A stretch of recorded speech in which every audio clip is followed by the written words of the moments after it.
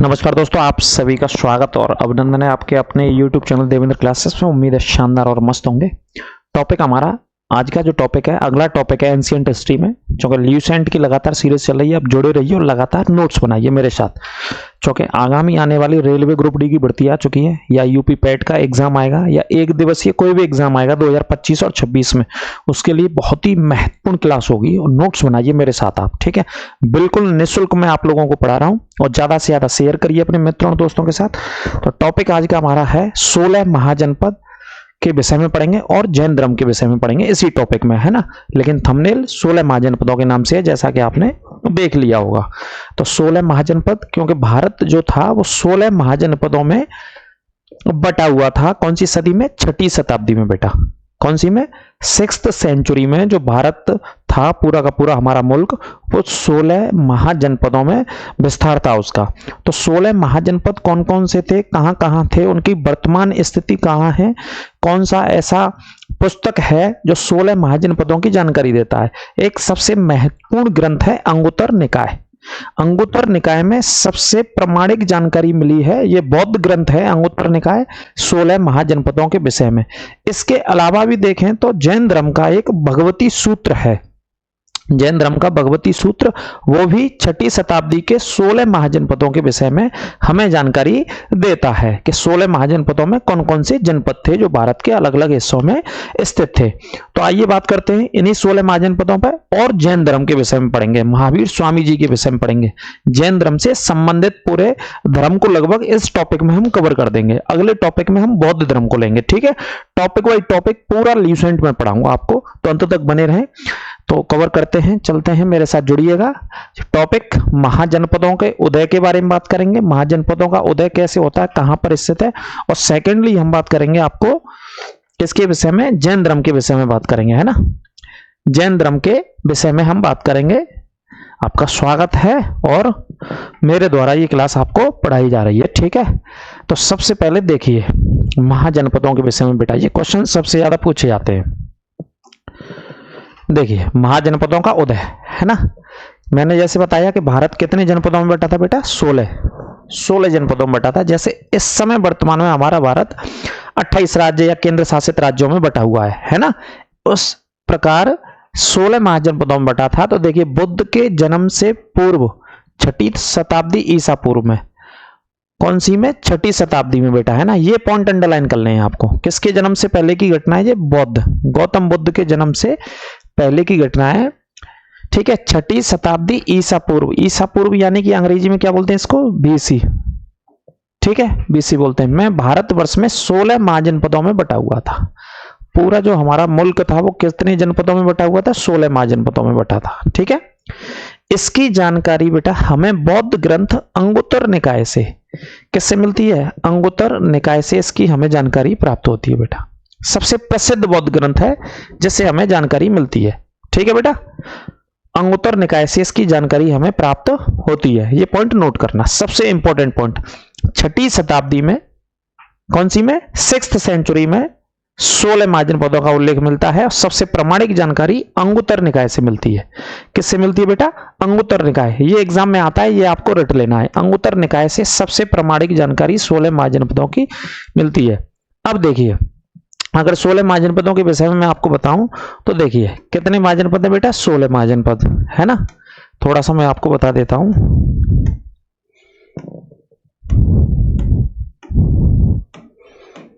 सोलह महाजनपद है जी, है ना। 16 महाजनपदों में यदि हम बात करें बेटा, तो 16 महाजनपदों में से अगर देखें तो 8 महाजनपदों को हम बांट लेते हैं। 8 महाजनपद जो है बेटा, 8 महाजनपद जो हैं वो कहां पे स्थित हैं इस समय वर्तमान में? उत्तर प्रदेश में, यानी कि यूपी में स्थित हैं। 8 महाजनपद उत्तर प्रदेश में, वर्तमान स्थिति उनकी उत्तर प्रदेश में है। और बाकी के 8 महाजनपद, बाकी के 8 महाजनपदों की बेटा हम बात करते हैं तो बाकी के 8 महाजनपद हैं वो शेष भारत में स्थित हैं। ये सभी पूरे भारत में मिला करके, उत्तर प्रदेश को छोड़ करके पूरे भारत में। जैसे राजस्थान की बात करें या बिहार की बात करें या दक्षिण भारत की महाराष्ट्र में भी मिला था, है ना। अलग अलग हिस्सों की बात करें तो 8 महाजनपद हैं और इनमें से 16 में से 8 उत्तर प्रदेश के अंदर है। 8 किसके अंदर है बेटा? उत्तर प्रदेश के अंतर्गत स्थित हैं 8 महाजनपद, है ना। जैसे सबसे प्रामाणिक जानकारी किससे मिलती है बेटा, मैं बता चुका हूं, सबसे प्रामाणिक जानकारी अंगुत्तर निकाय, है ना, इसको याद रखना है। सबसे प्रामाणिक जानकारी इनकी अंगुत्तर निकाय के माध्यम से, ये एक ग्रंथ है जो कि बौद्ध ग्रंथ है, ये एक बौद्ध ग्रंथ है। दूसरा बेटा भगवती सूत्र, दूसरा कौन सा बेटा, भगवती सूत्र, ये जैन ग्रंथ है। इन दोनों ग्रंथों से जानकारी मिलती है। कौन सी सदी में बेटा, 6ठी सदी में इनका उल्लेख मिलता है ना, 6th सेंचुरी में इनका उल्लेख मिलता है। पूरा भारत इनमें बटा हुआ था। जैसे उत्तर प्रदेश में उदाहरण के तौर पे अगर देखें, यूपी में उदाहरण के तौर पे अगर मैं आपको बताना चाहूं, जैसे कुशीनगर, कुशीनगर जो जिला है हमारा, ये एक महाजनपद के अंतर्गत आता था और उस महाजनपद का नाम था बेटा मल्ल। उस महाजनपद का नाम क्या था बेटा, मल्ल। मल्ल की राजधानी हुआ करती थी कुशीनगर। यहां महात्मा बुद्ध का महापरिनिर्वाण हुआ था। क्या हुआ था बेटा, महापरिनिर्वाण हुआ था, यानी कि मृत्यु हुई थी। क्या हुई थी, मृत्यु हुई थी, है ना, इस महाजनपद में। तो इस तरीके से 8 महाजनपदों की बात हम उत्तर प्रदेश में करने मेरे भाई चलेंगे, और बाकी के 8 महाजनपद अलग अलग राज्यों में आपको मैं बताऊंगा, है ना। और जैन धर्म के विषय में हम बात करेंगे। कोई दिक्कत हो यहां तक तो आप बताइएगा, इसका स्क्रीनशॉट भी ले सकते हैं, ठीक है। तो ये टॉपिक हो गया हमारा, ये आपको मैंने बता दिया, 6ठी शताब्दी। देखिए ये है आपके सामने 16 महाजनपद, ये लिस्ट है पूरी। अब आप इसे समझ लीजिए, अच्छे से स्क्रीनशॉट ले लीजिएगा। जैसे अंगराज्य है एक, कौन सा राज्य बेटा, अंगराज्य, अंगराज्य है, और अंगराज्य की जो राजधानी है वो है चंपा। अंगराज्य की राजधानी चंपा, ये भागलपुर मुंगेर बिहार में स्थित है। इसकी वर्तमान स्थिति बिहार में है, और बिहार के कौन से जिले में बेटा, मुंगेर और भागलपुर, है ना। ये ल्यूसेंट के हिसाब से पढ़ा रहा हूं, जो लेटेस्ट एडिशन है ल्यूसेंट का। बताने को लोग बहुत विस्तार में हम जा सकते हैं इसे बताने के लिए, लेकिन एग्जाम में बेटा इतना ही आता है कि भाई अंगराज्य है, इसकी राजधानी बताइए, तो राजधानी चंपा है मेरे भाई। राजधानी क्या बेटा, चंपा। कहां पर स्थित है, भागलपुर मुंगेर, सुना होगा, भागलपुर शहर तो सुना होगा, गंगा नदी के तट पर स्थित है ना, गंगा के तट पर स्थित है, बहुत प्रसिद्ध शहर है बिहार का। दूसरा राज्य मगध, सबसे प्राचीन, सबसे बड़ा, सबसे ताकतवर राज्य, गिरिब्रज या राजगृह, इसकी राजधानी क्या थी, राजगृह। वर्तमान स्थिति पटना गया में स्थित है, यह भी बिहार में है ना। 16 महाजनपदों में यदि बेटा इतिहास में हम जो पढ़ते हैं, सबसे पहला वंश हर्यक वंश था, जिसकी स्थापना बिंबिसार ने करी थी। तो हर्यक वंश ने कहां से शासन करना शुरू किया, हर्यक वंश को कहां पर स्थापित किया गया, इसी मगध राज्य पर स्थापित किया गया था, जिसका संस्थापक कौन था, बिंबिसार था, है ना। बिंबिसार का पुत्र अजातशत्रु था, जो अपने पिता की हत्या करके गद्दी पर बैठा। अजातशत्रु का जो पुत्र था वो उदयन था, जिसने पाटलिपुत्र की स्थापना करी, यानी कि पटना की स्थापना करी। उसने अपने पिता को मार दिया, यानी कि इसे पितृहंता वंश कहा गया। हर्यक वंश को बेटा क्या बोला गया, पितृहंता। सबसे पुराना काशी, वाराणसी आप जानते ही है ना, वाराणसी में ही स्थित है। वत्स राज्य, कौशाम्बी, इसकी राजधानी कौन सी थी, कौशाम्बी, इलाहाबाद के पास का क्षेत्र है, कौशाम्बी इलाहाबाद, है ना। आप उत्तर प्रदेश का मानचित्र देखेंगे तो कौशाम्बी इलाहाबाद का पड़ोसी जिला है, ठीक है। तो ये 16 महाजनपदों में था। बज्जी राज्य की तरफ चलेंगे तो वैशाली और विदय, वैशाली और विदय, ये मुजफ्फरपुर जिला है, दरभंगा जिला है बिहार का, और मिथिला वाले क्षेत्र को बोलते हैं, बिहार के मिथिला वाले क्षेत्र के अंतर्गत आता है, ठीक है। बज्जी संघ, बज्जी संघ इसे बोला जाता है मेरे भाई, क्योंकि इसमें 8 राज्य थे छोटे मोटे, और ये दुनिया का सबसे पुराना गणतंत्र राज्य था। विश्व का या दुनिया का बेटा सबसे पुराना कैसा राज्य था, गणतंत्र राज्य था, दुनिया का सबसे पुराना, ठीक है। इसको याद रखिएगा, बज्जी संघ। कौशल राज्य की बात करें, श्रावस्ती इसकी राजधानी थी, महात्मा बुद्ध ने सबसे ज्यादा उपदेश दिए यहाँ पे। इसकी वर्तमान स्थिति की बात करें, कौशल राज्य की राजधानी श्रावस्ती, फैजाबाद, गोंडा, बहराइच इसकी वर्तमान स्थिति में आते हैं। अवंती राज्य, अवंती राज्य की राजधानी उज्जैन या महेशमती, है ना, मालवा मध्य प्रदेश के अंतर्गत आता है। मल्ल राज्य, मल्ल जैसा कि मैं बता चुका हूं बेटा, है ना, मल्ल में बता चुका हूं। मल्ल राज्य की राजधानी कुशीनगर या कुशावती, देवरिया, बस्ती, गोरखपुर, ये कई जिले लिखे हैं यहाँ पे उत्तर प्रदेश के अंतर्गत, ठीक है। पांचाल राज्य, राजधानी अहिच्छत्र और कामपल्य, दोनों राजधानी याद रखना पांचाल की। ये उत्तरी राजधानी अहिच्छत्र, दक्षिणी राजधानी कामपल्य, पांचाल राज्य, यानी कि बरेली में उत्तर प्रदेश के अंदर स्थित है बेटा। कहां पे स्थित है, बरेली में, उत्तर प्रदेश के। यहां से मेरे भाई सिर्फ राजधानी पढ़नी है आपको, राजधानी पढ़नी है, राजधानी से ज्यादा क्वेश्चंस नहीं आता है वनडे एग्जाम में, ये राजधानी याद रखनी है। चेदी राज्य था बेटा एक, इसकी राजधानी सुक्तिमती, चेदी राज्य हमारे उत्तर प्रदेश के बुंदेलखंड यानी कि बांदा वाले हिस्से के अंतर्गत आता है। कौन से हिस्से के अंतर्गत आता है? बांदा वाले हिस्से के अंतर्गत आता है। कुरु राज्य की बात करें, इंद्रप्रस्थ इसकी राजधानी थी। इंद्रप्रस्थ है ना, जो महाभारत काल में भी इसका उल्लेख आता है। मेरठ वाले, दिल्ली वाले, एनसीआर वाले हिस्से को इंद्रप्रस्थ पढ़ा जाता है ना। जैसे महाभारत में पांडवों की राजधानी क्या थी? हस्तिनापुर थी। तो हस्तिनापुर जो राजधानी थी वो इंद्रप्रस्थ के अंतर्गत आती थी। ठीक है। मत्स्य राज्य, विराटनगर इसकी राजधानी थी। जो जयपुर राजस्थान वाले, जयपुर अलवर राजस्थान में पड़ते हैं इसे। मत्स्य नगर, विराटनगर। कम्बोज, कम्बोज की राजधानी हाटक। ये राजौरी और हजारा क्षेत्र पाकिस्तान के अंतर्गत स्थित है, वहां पे इसकी स्थिति है। ठीक है, अफगानिस्तान से लगा हुआ हिस्सा है वैसे। सूरसेन राज्य बेटा बहुत बार पूछा है। सूरसेन की राजधानी मथुरा। सूरसेन की राजधानी बेटा मथुरा, देख लीजिएगा। सूरसेन की राजधानी मथुरा है ना, पूछा जाता है। मथुरा उत्तर प्रदेश। अस्मक, एकमात्र राज्य अस्मक, जो कि दक्षिण भारत में इसकी राजधानी पोटन, गोदावरी नदी के तट पर, गोदावरी नदी के क्षेत्र में दक्षिण भारत में एकमात्र राज्य था। दक्षिण भारत में एकमात्र राज्य।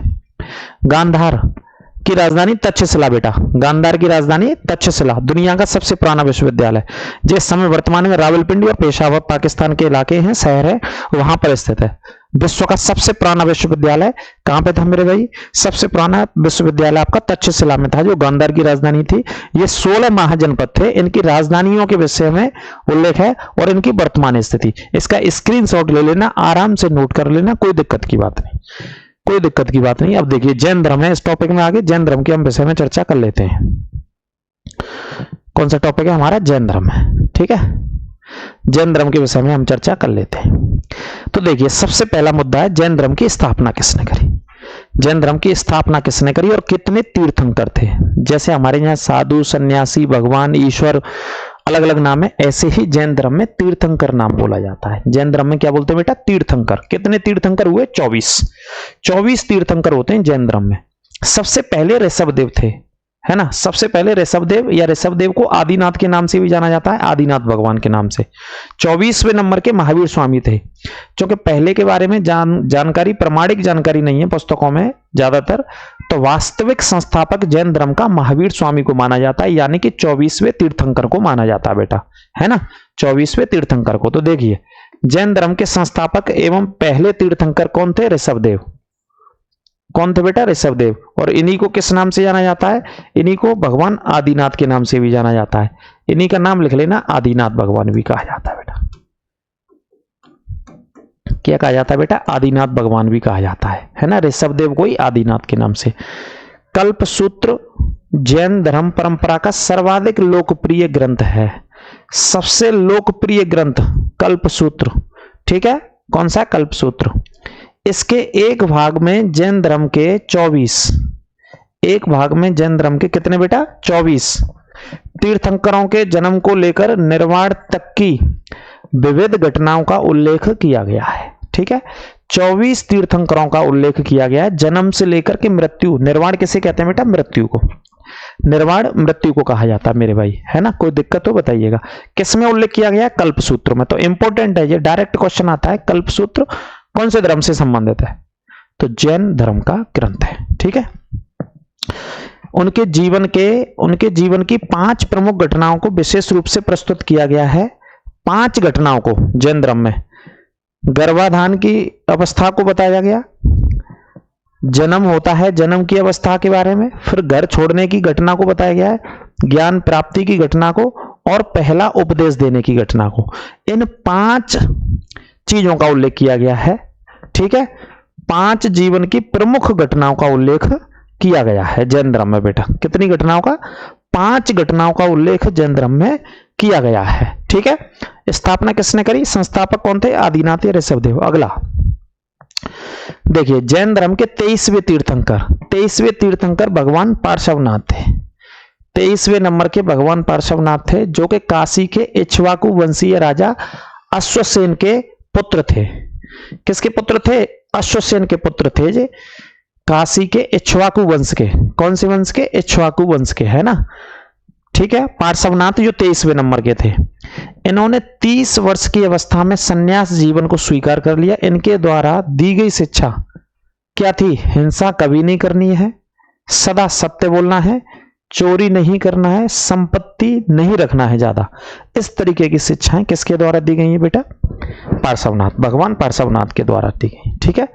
महावीर स्वामी जैन धर्म के 24वें और अंतिम तीर्थंकर माने जाते हैं। 24वें और अंतिम तीर्थंकर कौन माने जाते हैं बेटा? महावीर स्वामी 24वें नंबर के और अंतिम तीर्थंकर है ना, महावीर स्वामी को माना जाता है जैन धर्म का। नोट करिएगा। अगला देखिए, महावीर स्वामी का जन्म, पढ़ते तो इन्हीं के विषय में सबसे ज्यादा, 540 ईसा पूर्व में कुंडग्राम, 540 ईसा पूर्व में कुंडग्राम वैशाली में हुआ था। यह बिहार में स्थित है ना, वैशाली के अंतर्गत एक गांव का नाम है कुंडग्राम। इनके पिता सिद्धार्थ, पिताजी का नाम क्या था बेटा? सिद्धार्थ ज्ञात्रक कुल के सरदार थे। ये क्वेश्चंस पूछा जाता है, कौन से कुल के थे पिताजी? ज्ञात्रक कुल के, अंडरलाइन कीजिएगा, ज्ञात्रक कुल के सरदार थे। और माता त्रिशला लिच्छवी राजा चेटक की फैन थी। लिच्छवी राजा, ये लिच्छवी एक गणतंत्र था, ये दुनिया का सबसे पुराना गणतंत्र राज्य था, जो कि बज्जी संघ के अंतर्गत आता था। कौन से में बेटा? बज्जी संघ में था। राजा थे चेटक, इनकी बहन थी त्रिशला। ठीक है, इनकी बहन थी त्रिशला। लिच्छवी दुनिया का सबसे पुराना गणतंत्र था, नोट कीजिएगा। महावीर की पत्नी का नाम यशोदा था। पत्नी क्या थी इनकी? यशोदा नाम की। पुत्री का नाम अनुजा प्रियदर्शना था। अनुजा प्रियदर्शना इनकी पुत्री का नाम था। ठीक है। महावीर के बचपन का नाम बेटा, बचपन का नाम पूछा जाता है, क्या था? वर्धमान। वर्धमान का मतलब ऐसे बढ़ते रहना होता है, वर्धमान का मतलब तरक्की करते रहना होता है, उन्नति करते रहना होता है, उन्नयन करते रहना होता है वर्धमान का मतलब। वर्धमान बंगाल के एक शहर का भी नाम है। ठीक है बेटा, वर्धमान क्या है? बंगाल में एक शहर का नाम है।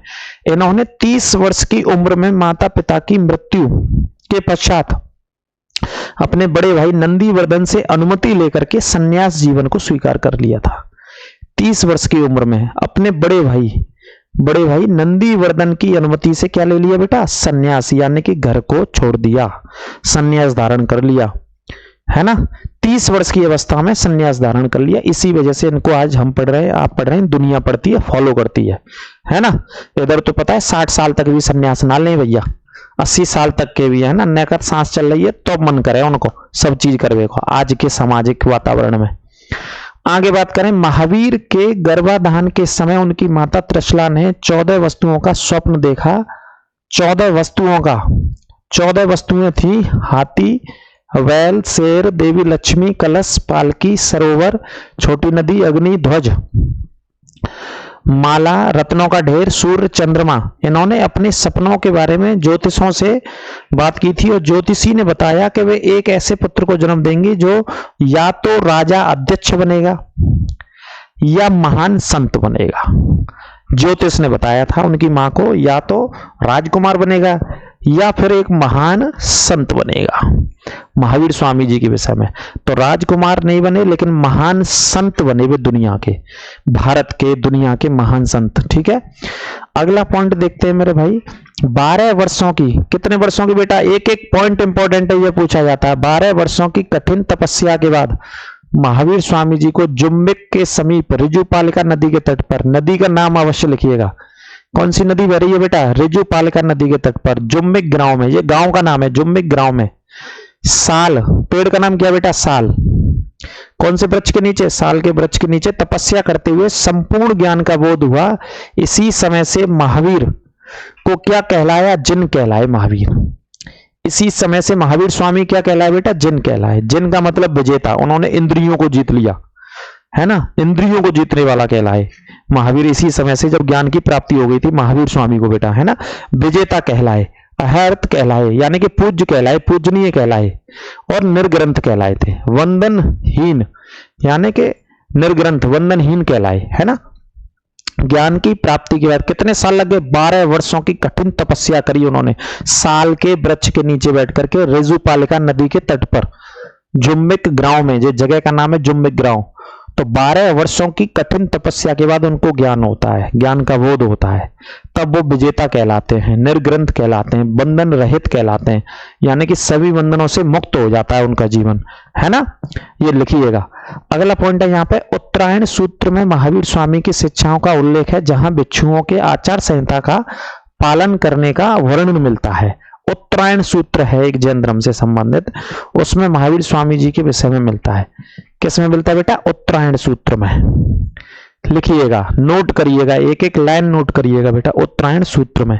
अगला देखते हैं, महावीर स्वामी ने अपना पहला जो उपदेश दिया था बेटा, कौन सी भाषा में दिया था? पहला उपदेश प्राकृत भाषा में दिया था। जैन धर्म में कौन सी भाषा थी? प्राकृत, यानी कि अर्धमागधी भाषा में पहला उपदेश दिया था बेटा, अर्धमागधी। महावीर के अनुयायियों को मूलतः निर्गंत कहा जाता है। जो महावीर स्वामी को मानते थे, जो फॉलो करते थे महावीर स्वामी जी को, उनको क्या बोला गया बेटा? निर्गंत बोला गया, बंधन रहित। निर्गंत मतलब बंधन रहित है, जो फॉलोवर है महावीर स्वामी जी के। महावीर के पहले अनुयायी उनके दामाद जमाली थे। सबसे पहले शिष्य कौन बने बेटा? दामाद भी थे, और नाम क्या था? जमाली। ये सबसे पहले शिष्य बने, सबसे पहले फॉलोअर बने जी महावीर स्वामी के, है ना? जमाली। नोट कीजिएगा बेटा एक एक प्रश्न। पहली जैन बिछुड़ी नरेश दध्यवाहन की पुत्री चंपावनी थी। सबसे पहले महिला का उल्लेख किसका होता है? चंपा का। बिछुड़ी नरेश दध्यवाहन की पुत्री, ये कोई नरेश यानी कि राजा थे, नरेश दध्यवाहन इनकी पुत्री थी, ठीक है, चंपा, ठीक है। ये सबसे पहले जैन धर्म में आती हैं। अगला पॉइंट, महावीर ने अपने शिष्यों को 11 गढ़धरों में विभाजित किया था। अपने शिष्यों को 11 गढ़धरों में। आर्य सुधर्मा अकेला ऐसा गंधर्व था जो महावीर की मृत्यु के बाद भी जीवित रहा और जो जैन धर्म का प्रथम गहरा या मुख्य उपदेशक भी हुआ। आर्य सुधर्मा अकेला व्यक्ति था जो महावीर स्वामी जी के बाद क्या रहता है? जीवित रहता है, ठीक है। सुधर्मा, नोट कर लीजिएगा बेटा, इस लाइन को नोट करिएगा। अकेला ऐसा गंधर्व था जो महावीर की मृत्यु के बाद भी जीवित रहा, जो जैन धर्म का पहला मुख्य उपदेशक माना जाता है। अगला पॉइंट देखिए। अब ये प्रतीक चिन्ह बेटा कई बार एग्जाम में पूछे गए। क्या पूछे गए बेटा? प्रतीक चिन्ह कई बार एग्जाम में पूछे गए। देखिएगा, ऋषभदेव सबसे पहले तीर्थंकर कौन थे बेटा? ऋषभदेव, है ना, आदिनाथ भी बोलते हैं इनको। इनका प्रतीक चिन्ह क्या बेटा? सांड है, ये पूछा जाता है। क्रम में कौन थे? पहले थे। दूसरे नंबर के अजीतनाथ थे। प्रतीक चिन्ह हाथी। क्रम में कौन सा नंबर है? दूसरा है बेटा इनका। संभवनाथ, ठीक है, इनका प्रतीक चिन्ह क्या है बेटा? घोड़ा। कौन से थे क्रम में? तीसरे। ये पूछा जाता है, प्रतीक चिन्ह बेटा पूछे जाते हैं जैन धर्म में। प्रतीक चिन्ह सबसे ज्यादा पूछे गए, ध्यान रखिएगा बेटा अच्छे से। संभाव, स्वास्तिक इनका प्रतीक चिन्ह है। क्रम कौन सा है? 7वां क्रम है बेटा। पार्श्वनाथ ही नाम होगा, जहां पार्श लिख रखा है सिर्फ, है ना। प्रतीक चिन्ह सर्प है, 23वां नंबर। हाँ, पार्श्वनाथ है, 23वें नंबर पे कौन थे? पार्श्वनाथ थे बेटा, ठीक है। प्रतीक चिन्ह क्या है? सर्प है इनका। शांतिनाथ का हिरण प्रतीक चिन्ह 16वें नंबर पे आते हैं जैन धर्म में। महावीर स्वामी का शेर है, ये लिखिएगा। महावीर स्वामी का प्रतीक चिन्ह शेर है, 24वें नंबर में। कौन से नंबर में है? 24वें नंबर में है महावीर स्वामी। प्रतीक चिन्ह शेर है, शेर पूछा जाता है प्रतीक चिन्ह। पार्श्वनाथ का भी सर्प याद रखिएगा, ठीक है। ये है 18 में अरनाथ, इनका मछली है, मीन है, मीन राशि होती है जैसे मछली से संबंधित, 18वें नंबर के थे। नामीनाथ, ठीक है, इनका नीलकमल प्रतीक चिन्ह 21वें नंबर के थे बेटा। अरस्टिनेमी का शंख 22वें नंबर के थे, इसको भी याद रखिएगा। अरस्टिनेमी को भगवान श्री कृष्ण से संबंधित माना जाता है इनको। 22वें नंबर के जो गुरु हैं जैन धर्म में, इनको भगवान कृष्ण के समकालीन माना जाता है, भगवान श्री कृष्ण का समकालीन, ऐसा लिखा है इतिहास में, ठीक है। अगला पॉइंट, जैसे 2 जैन तीर्थंकर ऋषभदेव और अरस्टिनेमी के नामों का उल्लेख ऋग्वेद में भी मिलता है। इनका उल्लेख बेटा ऋग्वेद में भी मिलता है, अरस्टिनेमी और ऋषभदेव का। अरस्टिनेमी को भगवान कृष्ण का निकट संबंधी माना गया है, जैसा कि मैं बता रहा था, भगवान कृष्ण का निकट संबंधी माना गया बेटा, ठीक है। अगला पॉइंट देखिए, एक एक पॉइंट अच्छे से लिखते चलिए। महावीर स्वामी की बिछुड़ी संघ की प्रमुख कौन थी? चंदन थी, या चंदना नाम मिलता है। बिछुड़ी संघ की प्रमुख कौन थी? चंदना, यह चंदन नाम की महिला, ठीक है। लगभग 300 ईसा पूर्व मगध में 12 वर्षों का भीषण अकाल पड़ा, जिसके कारण भद्रबाहु नाम है बेटा, ये लिखिएगा, भद्रबाहु। कितने वर्षों का अकाल पड़ा बेटा? 12 वर्षों का। अपने शिष्यों सहित कहां चले गए? कर्नाटक चले गए थे साहब भद्रबाहु। किंतु कुछ अनुयायी स्थूलभद्र के साथ में, किसके? स्थूलभद्र के साथ में मगध में ही रुक गए थे, वो उन्होंने मगध नहीं छोड़ा। इन्होंने मगध नहीं छोड़ा और मगध में ही रहे थे स्थूलभद्र के साथ। ये दो व्यक्ति हैं, एक भद्रबाहु अकाल की वजह से कहां चले गए, दक्षिण भारत कर्नाटक चले गए। जो नहीं गए वो स्थूलभद्र अपने समर्थकों के साथ मगध में ही रहे, है ना। मगध सबसे ताकतवर राज्य था, अभी मैं बता के आ रहा हूं, 16 महाजनपदों में, जिसकी राजधानी राजगृह थी। ठीक है, तो देखिए भद्रबाहु के वापस लौटने पर मगध के साधुओं से उनका गहरा मतभेद हो गया। जब भद्रबाहु कर्नाटक से लौट के आते हैं, वापस लौट के आते हैं मगध में, तो मतभेद होता है भाई। परिणाम स्वरूप जैन मत श्वेतांबर और दिगंबर नामक दो संप्रदायों में बट गया। जब मतभेद हो गया तो दो हिस्सों में बट गया जैन धर्म। कितने हिस्सों में, दो हिस्सों में। एक शाखा का नाम श्वेतांबर, एक शाखा का नाम श्वेतांबर और दूसरी शाखा का नाम दिगंबर। ये दो हिस्सों में बट गया बेटा। ठीक है, मयूल बाबू के शिष्य श्वेतांबर कहलाए, यानी कि स्थूलभद्र के शिष्य, या स्थूल है, स्थूलभद्र के शिष्य क्या कहलाए, श्वेतांबर, यानी कि श्वेत वस्त्र धारण करने वाले। श्वेतांबर मतलब सफेद कपड़ा, श्वेत वस्त्र धारण करने वाले भाई साहब। और जो भद्रबाहु कर्नाटक चले गए थे, कर्नाटक कौन चले गए थे, भद्रबाहु। भद्रबाहु के शिष्य क्या कहलाए, दिगंबर। दिगंबर कहलाए नग्न अवस्था में रहने वाले। क्या कहलाए बेटा, दिगंबर नग्न अवस्था में रहने वाले कहलाए। ठीक है, नोट करिएगा। आगे दिगंबर और श्वेतांबर के ये मूल तत्व दे रखे हैं ना, है ना। जैसे निग्रहों का पालन करना, ये विशेषता थी। सत्य, अहिंसा, अस्तेय, अपर ग्रह, ब्रह्मचर्य, ये दिगंबरों का विशेषता थी। जो दिगंबर जैनी होते हैं कि ये जीवन में सत्य का पालन करना चाहिए, अहिंसा के साथ रहना चाहिए, अस्तेय यानी कि चोरी नहीं करनी चाहिए, अपर ग्रह नहीं यानी कि संपत्ति इकट्ठी नहीं करनी चाहिए, ब्रह्मचर्य के साथ जीवन जीना चाहिए। ये सिद्धांत थे दिगंबर। श्वेतांबर के भी लगभग ये सिद्धांत थे, है ना। दिगंबर और श्वेतांबर के ये सिद्धांत है बेटा। ठीक है, स्क्रीनशॉट ले लीजिएगा, देख लीजिएगा इनको आप एक बार देख लीजिएगा स्क्रीनशॉट लेकर के। जैन संगीति, दो जैन संगीति होती है बेटा। कितनी होती है, दो। जैसे बौद्धों की होती है 4 सभा, ऐसी जैनों की भी होती है। तो देखिए पहली जैन सभा बेटा 300 ईसा पूर्व होती है। पहली जैन सभा कहां पे होती है बेटा, पाटलिपुत्र में पहली जैन सभा। अध्यक्ष कौन थे, स्थूलभद्र इसके अध्यक्ष थे। पहली जैन सभा के अध्यक्ष स्थूलभद्र थे। प्रचार प्रसार के लिए होती है भाई, जैन धर्म के प्रचार प्रसार के लिए। दूसरी जैन सभा होती है बेटा, लिखनी है 512 ईस्वी में। दूसरी कब होती है, 512। ये गुजरात में एक जगह है जिसका नाम है वल्लभी। वल्लभी में होती है। क्षमा श्रवण इसके अध्यक्ष थे। क्षमा श्रवण कौन थे बेटा, इसके अध्यक्ष। दो जैन सभा, बहुत प्रसिद्ध जैन सभाएं, इनको नोट करिएगा अच्छे से। ठीक है, और पढ़िएगा दोनों जैन सभाओं को, यानी कि जैन संगीति बोलते हैं। क्या बोलते हैं बेटा, जैन संगीति इनको कहा जाता है। ठीक है, नेक्स्ट देखिए, जैन धर्म के 3 रत्न है साहब। 3 रत्नों की बात होती है, त्रिरत्न इसे बोला जाता है। क्या बोला जाता है, त्रिरत्न। सम्यक दर्शन यानी कि सही विश्वास, सम्यक ज्ञान यानी कि सही ज्ञान होना चाहिए आपके पास, सम्यक आचरण यानी कि सही आचरण व्यक्ति का होना चाहिए। ये 3 मुख्य त्रिरत्न हैं जैन धर्म के अंदर, एग्जाम में पूछे जाते हैं। सम्यक दर्शन, सम्यक ज्ञान और सम्यक आचरण, 3 रत्नों को याद करिएगा। ठीक है, समझ लीजिएगा अच्छे से। त्रिरत्न के अनुशीलन में निम्न 5 महाव्रतों का पालन किया गया है। कितने महाव्रतों का, 5 महाव्रतों का भी पालन इसमें जैन धर्म में किया गया है बेटा। 5 महाव्रत कौन कौन से पालन करने, यदि आप जैन धर्म को मानते हैं, जैन धर्म में है, तो देखिए अहिंसा का पालन करिए, सत्य का पालन करिए, सत्य वचन, है ना, वही वाली चीजें। अस्तेय यानी कि चोरी न करना, संपत्ति इकट्ठी न करना, और ब्रह्मचर्य का जीवन जीना।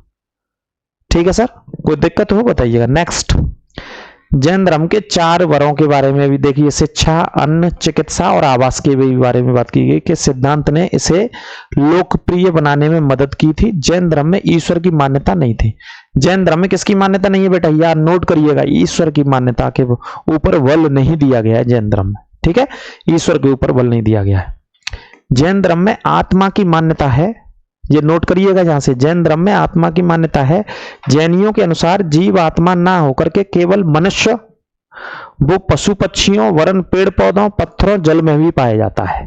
क्या कह रहा है जैन धर्म, जैनियों के अनुसार जीव आत्मा न केवल मनुष्यों में, वो पशु पक्षी में, वरन पेड़ पौधे, पत्थर, जल सबके अंदर पाया जाता है, सबके अंदर पाया जाता है। ठीक है, आगे देखिए, ये इंपॉर्टेंट पॉइंट है। जैन धर्म के अनुसार सृष्टि का निर्माण जीव तथा अजीव नामक 2 मूल तत्वों से हुआ है।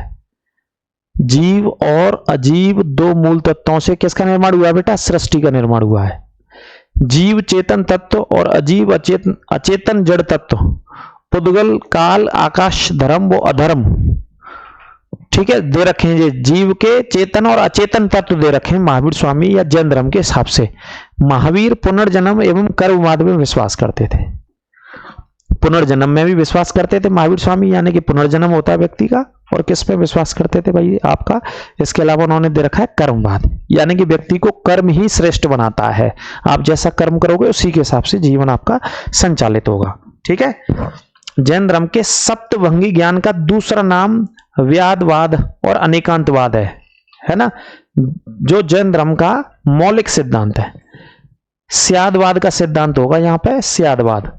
यहाँ पे कौन सा था बेटा? स्यादवाद का सिद्धांत और अनेकांतवाद के, ये दोनों प्रसिद्ध सिद्धांत हैं जैन धर्म के भीतर, है ना, जो कि मौलिक सिद्धांत हैं सप्तभंगी ज्ञान के, है ना। इसे स्यादवाद लिख लेना, व्यादवाद नहीं है ये। क्या है बेटा? स्यादवाद का सिद्धांत बहुत फेमस है, स्यादवाद का सिद्धांत जैन धर्म के अंदर। ठीक है बेटा, कोई दिक्कत हो बताइएगा यहां तक।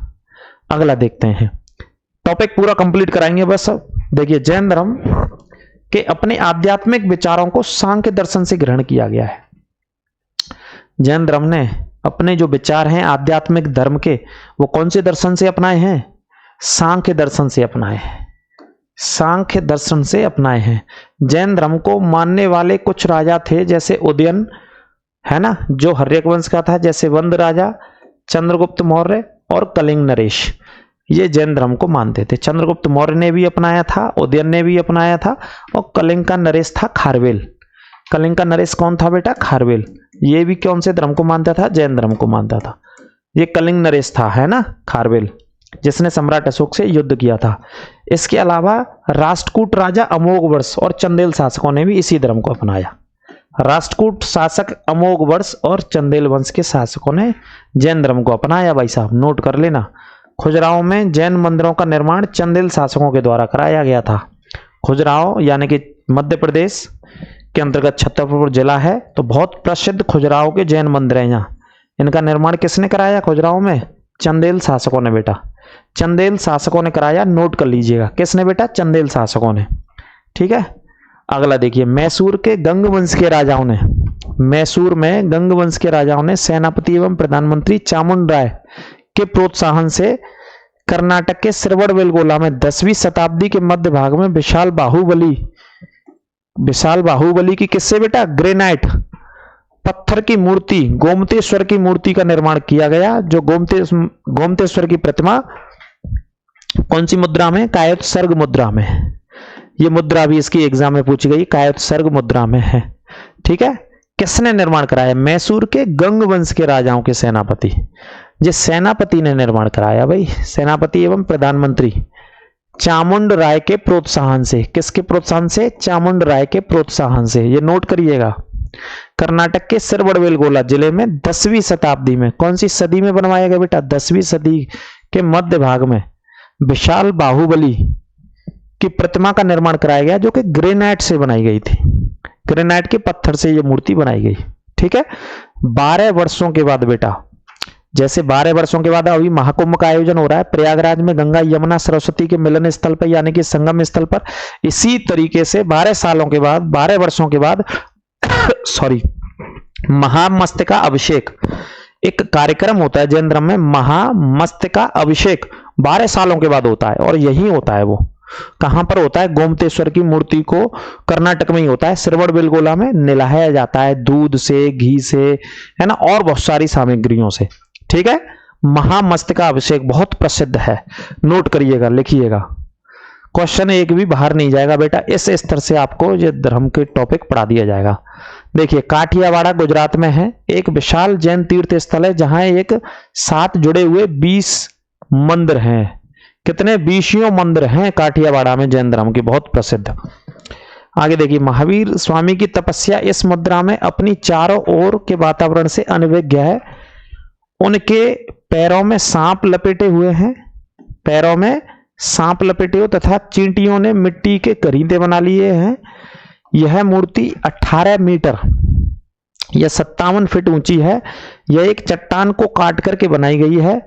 यह विश्व में एक ही पत्थर से बनी बिना किसी सहारे के खड़ी सबसे लंबी मूर्ति है, सबसे लंबी मूर्ति है। ठीक है, महावीर स्वामी जी के विषय में मैं बात कर रहा हूं, जहां एक साथ जुड़े हुए 20 मंदिर दर्शनीय महावीर स्वामी की तपस्या की प्रतिमा के बारे में बताया गया है। ठीक है, आगे बात करते हैं। देखिए, राजस्थान में माउंट आबू पर स्थित जैन मंदिर बिमल शाह द्वारा बनवाए गए थे, है ना। ये माउंट आबू के जैन मंदिर बहुत फेमस है भाई।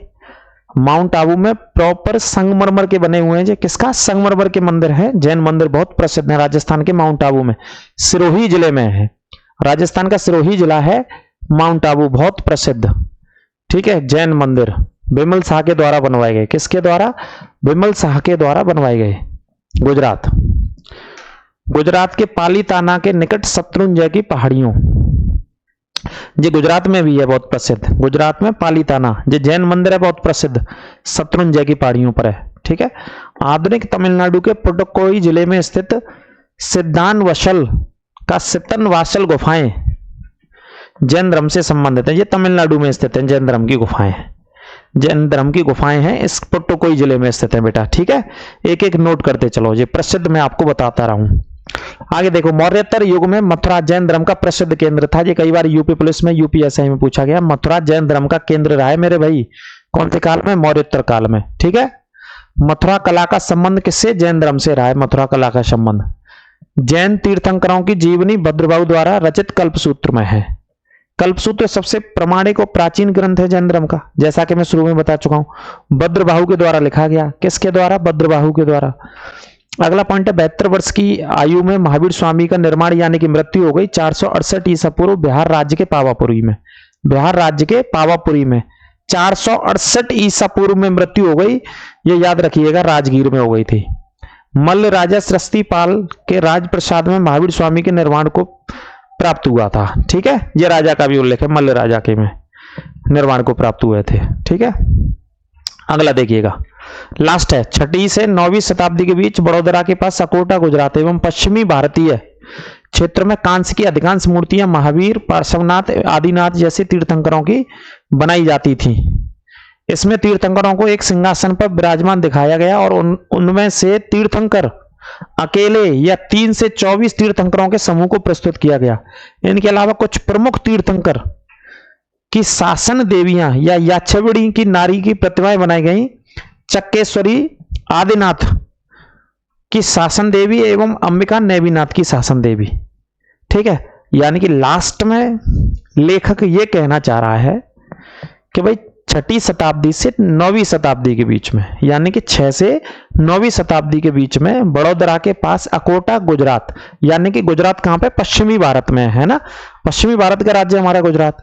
तो गुजरात में जैन धर्म के कांस्य की मूर्तियां बनाई जाती थी, जिसमें महावीर स्वामी की, पार्श्वनाथ, आदिनाथ तीर्थंकरों की बनाई जाती थी। इसमें तीर्थंकरों को एक सिंहासन पर विराजमान दिखाया गया। उनमें ये तीर्थंकर अकेले या 3 या 24 के समूह में दिखाए गए हैं। अकेले भी दिखाए गए या 3 लोगों को दिखाया गया या 24 के समूह में भी दिखाया गया है। गुजरात के अंदर बनाई जाती थी, यानी कि गुजरात से भी बहुत लगाव रहा है। कौन से धर्म का बेटा? जैन धर्म का। ठीक है, तो ये जैन धर्म का टॉपिक था आपके लिए, यहां खत्म होता है, समाप्त होता है इस क्लास में। जो दिक्कत लगी हो, समझ ना आया हो, कमेंट करके बताइएगा, पूछिएगा। सारी चीज समझ आई होंगी। इन सभी के क्वेश्चंस भी मैं लेकर के आया करूंगा। पहले टॉपिकों को खत्म करा लेते हैं, तकरीबन 10-15 टॉपिक जो एंशिएंट हिस्ट्री के पूरा कवर करा दें। उसके बाद क्वेश्चन सीरीज लेकर के आएंगे इन्हीं प्रश्नों की लगातार, जो ल्यूसेंट से मैं पढ़ा रहा हूं।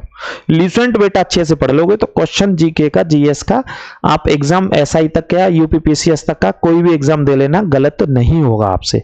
बहुत महत्वपूर्ण किताब है, लेकिन बच्चे पढ़ते नहीं है। पढ़िएगा मेरे साथ जुड़ करके और ज्यादा से ज्यादा शेयर कीजिएगा अपने दोस्तों और मित्रों के साथ। ठीक है, ग्रुप डी की वैकेंसियां आ चुकी हैं। ग्रुप डी का फॉर्म डाल दीजिए आप, और बहुत जल्दी साइंस की क्लास भी मैं आपके लिए लेकर के आऊंगा।